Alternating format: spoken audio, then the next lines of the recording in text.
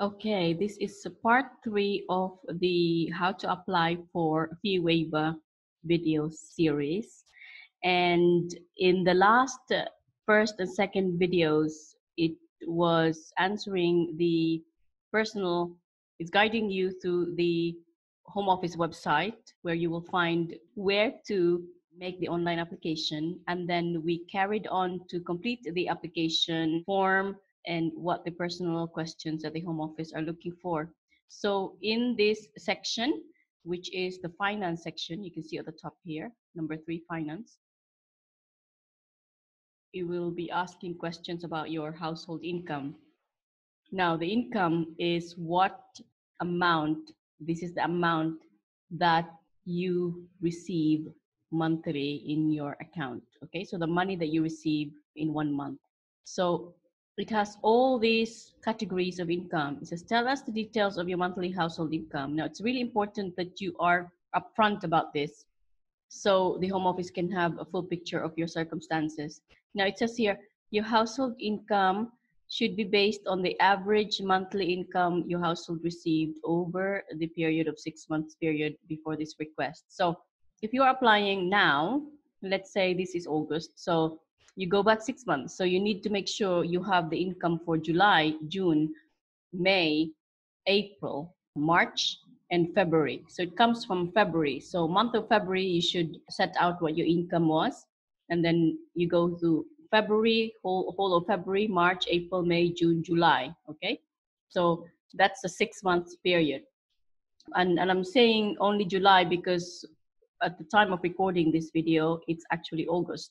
So you need to take out the average. So if, for example, you have your income in February, 800, and then in March, you have 1,000, in April, you have 1,000, in May, you have a different salary. Let's say you have another 900 pounds. And then in June, you had 1,200. In July, you have, let's say, 400. Okay. So you need to set those all out and then take the average. Okay, so if you don't know how to take the average, please ask someone who will guide you. And again, if you don't understand some of these things, you should ask someone who will be able to do this for you and who will be able to help you, read and explain to you in your own language. That would be the best way to do it.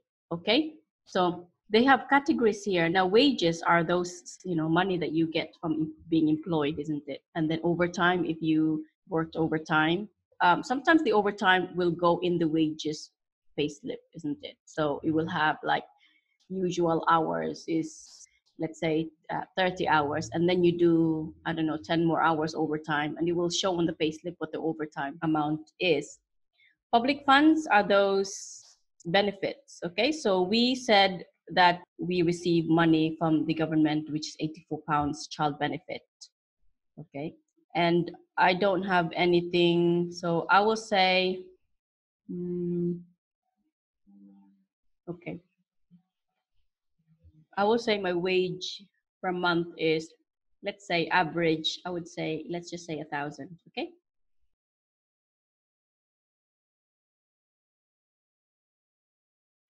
And if you notice, the wages, it says net wages. This is the amount that you received after everything has been deducted, like your tax, your national insurance. So that is the amount on the pay slips right at the bottom, doesn't it? So you look at the pay slip and it says net pay is the, let's say 1,000 net pay, or 900 pounds net pay. It says net. Okay, the word net is the key here. Okay, so I'm doing that, and then I don't have any of those. Okay, so this is pension if you have pension, drawings from business if you're self-employed, profit from business if you're self-employed, dividends from shares, interest from savings, help from family and friends. I'm saying, I don't, and then this is it. So we're just going to save it, okay? But if, for example, in your circumstances, you complete this and then you say, well, my family and friends help me. So sometimes it's not so obvious what those amounts are. But if you have in your account, in your bank account, regular payment from a family or a friend, and they say and say let's say they send £100 a week. So if that is recorded on your bank statement, then you need to include it here and put like 400 a month, isn't it, to include that. But for this purpose, I'm not saying that I receive money from family and friends. So I'm just saying that I receive a wage of 1,000 and then public funds of £84, which is a child benefit. And then I'm going to continue.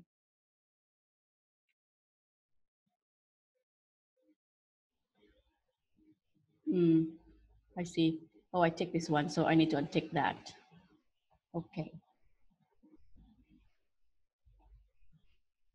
Now it says outgoings, isn't it? So this is what I mean by expenses. So total household income, the last section that we looked at, and this section here is total household outgoings, and this means the expenses, the money that goes out. So this is, so if you're self-employed, how much tax you pay. If you're national insurance, how much tax you pay. Rent, if you have a mortgage or rent. If you have a car, how much you pay. So let's say I have a car and I pay, let's say 150. Okay, so this is, so if you remember, I mentioned earlier in my other video, if you need to prove you're destitute, you need to set out all the expenses. And so this is actually what those expenses are. Okay.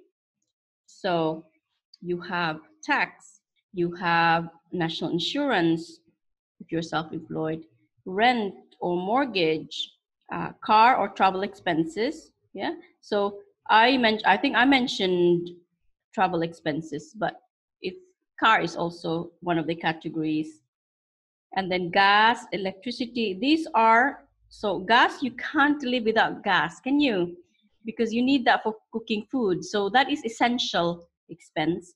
Electricity, again, you can't do without electricity. You can't do without water. You can't do without food. Clothing, you need to, if you need to, if your clothes are all, let's say you need to buy clothes for your children because your children have grown up and they need updating. The clothes are also tight, so you need that. And then you need mobile phone. It's kind of essential these days, mobile phone. Telephone, broadband, as in internet. Okay, so again, you need internet, don't you? Because especially with the lockdown and the schools are not open, then you need an internet connection so you can continue to educate your children. TV subscription, not sure if, well, you have subscription, and I'm assuming this is TV license, okay?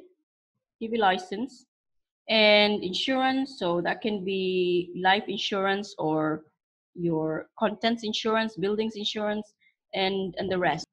So I'm going to continue. So let's say my gas bill is 50 per month. I'll say 50. I think, okay. And water I pay, I don't know, 30, 40, let's say 35. And food, I would say 100 is the bill. Oh, no, that can't be because it's a month. So that will be, let's say 350.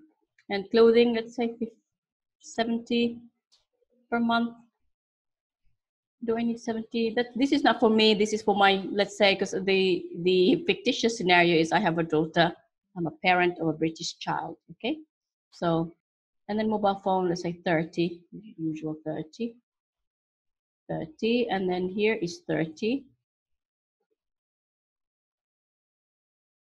And then TV subscription is 20 per month. And then I will say I have life insurance, cost me 50. What other expenses I have not mentioned? Now here you need to provide any other. And if you have other expenses like, I don't know, nappies, okay? So you could say you need to, if you have small children, they need nappies, they need milk. Okay, so I would include that there. And let's just say I have a really small child and I spend, how much do you spend on a nappy? I'm trying to remember what that was like when I had my daughter. When I had my daughter, she's now 8. But let's see, how much is that? Should we say 20? No, that can't be right. Let's say 25. And then that's it. Okay, let's see. I don't even know whether my house, you enter okay, so I need to review this tax. Oh, I have to untick those. That's what it's trying to say. And then the rent or mortgage, I think I said I contributed. So I would put, did I say 500 or something? I contributed 500 to the, okay, so let's click. Okay, compensation or damages. So this is asking, so they're very thorough, you know, the Home Office, the UK government, they're very thorough. So they're asking you, just in case, are you expecting any money from either compensation or damages? So meaning, you know, you sued somebody and you're expecting somebody to pay you a lot of money, or you've been involved in an accident and you are expecting the insurance company to pay you a lot of money. So that's what it's trying to say. Have you or any dependents received or expect to receive income for compensation or damages? And that's no. If you have, then you have to say it, okay? And then requesting a fee waiver. So who is requesting a fee waiver? So I'm just going to, it says yes. And then additional information about your request. So provide any additional information that you would like us to consider as part of your fee waiver request. If you have anything that you want to say, let's say, so I'm just going to say, I have been, this is just fictitious, okay? So don't copy this. I have been separated for over a year and therefore find it extremely difficult to pay for the necessities and unable to save for the home office fees. So I think what I would, well, what I was trying to say in this box here is to highlight why you are applying for the fee waiver request. So, you know, each circumstances is really different. So it may be that you had a good job and then suddenly you found yourself, you know, out of job because of the pandemic. I know that there's many people who have been laid off or who have been unfollowed and then made redundant, and the likelihood of finding another job, it's quite hard, especially if you are on the industry where it's extremely affected. So it may be hospitality industry, and so you're finding this extremely difficult. And so I would put here why you are applying for and why you're finding yourself financially challenged and unable to pay the fees. So that's why I'm just describing. So circumstances would be, I've been separated for over a year and I can't, you know, I'm finding it difficult to pay for the necessities using my salary and unable to save for the home office fees to renew my visa, I would say. Okay, so here, if you can't express it in English, but you can in your own language. So what I would do if I were you is to write that down in your language. So write it in your native tongue. If it's French, write it in French. If it's Filipino, write it in Filipino. If it's, I can't think of any other language, Spanish. If it's Spanish, then write it in Spanish. If it's Italian, write it in Italian, and so on, okay? So that you can then prepare a coherent explanation, coherent sentence, so that when it's translated into English, then, you know, it makes sense. It's better to have that done than just express it in your own language, and when the home office reads it, it doesn't make sense. So it's better that you write it in your own language and then ask someone who is very good in English and who knows your mother tongue, okay? So knows the language that you're writing in, and then they can translate it and then they can include that statement here. Okay, so I'm going to save and continue and see what's on the other side. Okay. So it says check your answers. Okay. So again, in the previous application, it allows you. So this is just draft. It doesn't actually submit it yet. You see, you have documents, you've got declaration, and then you pay and then download and print. So you can change these. Okay. You change these. You can change the amount after. So here, after you have reviewed your expenses, then you must also make sure that you have reviewed it and they are correct. Okay, so for example, you should have the amount for gas and electricity and water, and you should have a budget for your food, an estimate of how much you spend. on your clothing, how much you normally spend for your children and for yourself as well if you need it. And then the mobile phone, you should have it, and all the rest. Okay, so make sure these figures here, these amount here are so important that it's best to review it properly. Now I'm going to click continue, and then it's asking me for documents. So I'm going to just tick. So what I would normally do, because this application form doesn't allow you to go and proceed without you ticking all the boxes. So tick all the boxes, all right? So to make sure, but then before you submit it, okay. So it says here, mandatory documents, tick, tick, tick, tick, tick, everything. But if you find, because sometimes when you answer questions and the Home Office then generates these documents that you're supposed to show them, but sometimes they get it wrong, okay? So the Home Office, they do get it wrong. That's correct. They are not perfect. So they get it wrong most of the time. So you need to review. So for example, you need to review a copy of the photo page. I can say, yes, I've got that. And then here, a letter of support along with evidence of residence, such as utility bill in your friend's name. So, because I'm saying that I live with my friend, right? So I'll take that. And then formal documentation such as bank statements. And then I'll take that because that's very important. They want to find out whether you can afford to pay for the home office fees, and they can only assess it by looking at your bank statement. And then you have letter from family friends, okay, is receiving essential family. So letter from family friends or friends confirming that, yeah, I am receiving essential living support from them. So this one, I will need to ask a friend to provide the letter. Okay, and then another letter, it says another letter to say that why they're not able to continue supporting me. Okay, so this is a circumstances where if you are living with a friend and then suddenly your friend will no longer be able to continue their support. And this is why they need to write a letter that that you have been receiving essential living support, and then another letter explaining why they cannot continue. Okay.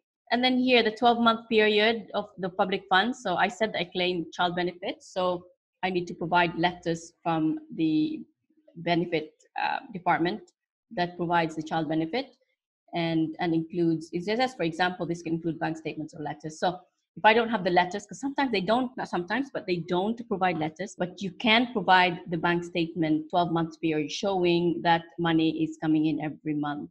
Okay. So let's say, for example, let's say, for example, that this doesn't apply. Okay, formal documentation such as bank statement. No, let's not. Oh, this one. Let's say this one, for example, they generate this, but it doesn't apply. You can't obtain this letter.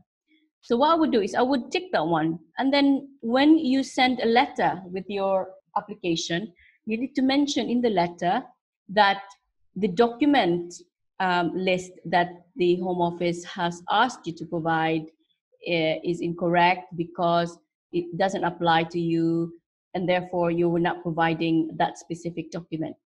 Okay, so if there's any of the lists here, like here, any of these that doesn't really apply, but for some reason the Home Office has made a mistake, then you need to specify that it's a mistake and therefore you are not able to provide the document that they've asked for. Okay, so it says here how to send your documents. You need to send your checklist and documents by email or post within 10 days. So it's giving you instructions what to do. So I'm going to save and continue now, and then verification consent. Okay, so this is a verification consent. So it says you have to sign this. Okay, it's a declaration of consent. So I'm going to show you. It's a declaration that you sign that the Home Office can check your information. You see?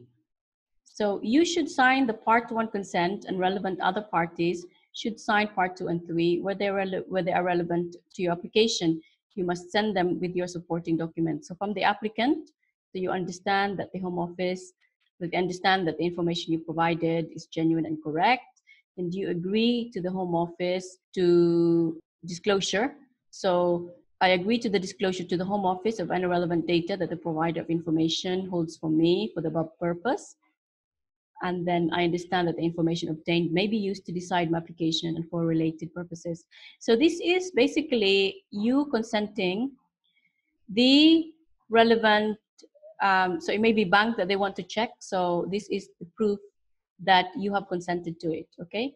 And then this one, if it's a third party, if you're providing documents relating to other person, like your joint partner, then your joint partner will have to, sign here. And then the last one is from a third party. So this is not really your partner, but someone else, like maybe the landlord or something, and you provided the information to the home office. So it may be. Otherwise, this third party is sometimes you don't need to complete this, okay? It's enough for this joint owner. If there is a joint owner in your documents that you're sending, then that joint owner will have to sign and include their details. And this is the first page is for you, the applicant. Okay? So now we go back to, so we said consent. So you're saying that you're going to print that and you're going to ask somebody, you're going to print and sign, and you're going to ask the joint owner, if it applies to you, to also sign. Okay, and this is now your declaration, okay? So I confirm I am the applicant aged over 18, so you complete that, and then you accept the above. Okay, so are you relying on evidence from someone else to prove your financial circumstances? Like, for example, on a joint bank account or bank account in someone else's name. So this is what I'm saying. If you need to provide documents that's not in your name, it may be, or a joint owner, then you need to confirm that they're actually okay to disclose it, disclose their name to the home office. So if it's a yes, then you need to tick. If it's a no, then you need to tick no. So in my case, I will say no. Okay, so this is how it goes. So check your answers, again, check your answers, and then continue. Okay, it says no payment required. Okay, so before, so it says here, look, there's an exclamation mark here. Okay, so before you click save and continue, make sure that you go back to, so there's no payment required, so you don't need to pay anything, but make sure you go back to your answers to review everything and make sure everything is correct before you hit save and continue. Because once you save and continue, that means you can no longer go back to your application and change your answers. Okay, so, and if you want to just download the application, if you see here, my name isn't here, I'm hovering here. Okay, so if you tick here, it says download PDF, okay, or return to this application later. So if you want to save the information you've completed and you're going to verify some of the information, and you need more details, then you can return to this application later, and then they will send you the link to your email address. Or you can also download this PDF, the one that you've already answered, and it will show you what you've done, what you've said on the application. So it sort of like serves as a record of what you've said and what the questions are. And then you can sign out if you want. So for the purpose of this video, I am not going to submit. So I'm not going to click this one because the application will be sent and everything was just fictitious. Okay, so as you can see, there's nothing to pay. So when you save and continue, it will take you to this page here to download and print. Okay, so meaning you will download the application and then you print, and then it will give you instructions where to send your document that they require from you, like the bank statements, your copy of the passport, and so on. And you need to do that within 10 working days. Okay, so I hope that this application has been very helpful, and I hope that you're able to continue with this. If you want to apply, then there you go. You have the step-by-step guide on how to apply, how to complete the application form, where to find the application form, and also the guidance. Read the guidance to see if you're entitled, eligible, and whether whatever application you intend to do, whether you can do it, and whether you can also be eligible for the fee waiver. Now, if you want more help on this, if you want me to go through the application with you, hold you by the hand, then please contact us on Do It Yourself Immigration, where we will guide you on this application for a very reasonable fee. And we will also then follow it up with after you've submitted, and then you can also ask us any questions on your main application, because Your main application should also be already completed and submitted as soon as you receive the fee waiver personal code that they send you, that you need to insert in your main application. Okay, so again, if you need more further assistance and if you want us to hold you by the hand to complete this fee waiver application or your main application, or you need more advice on your immigration without any lawyer's involvement, but just as a guidance, then feel free to contact us for a very reasonable fee on a do-it-yourself immigration website. Thanks for watching, guys. Bye.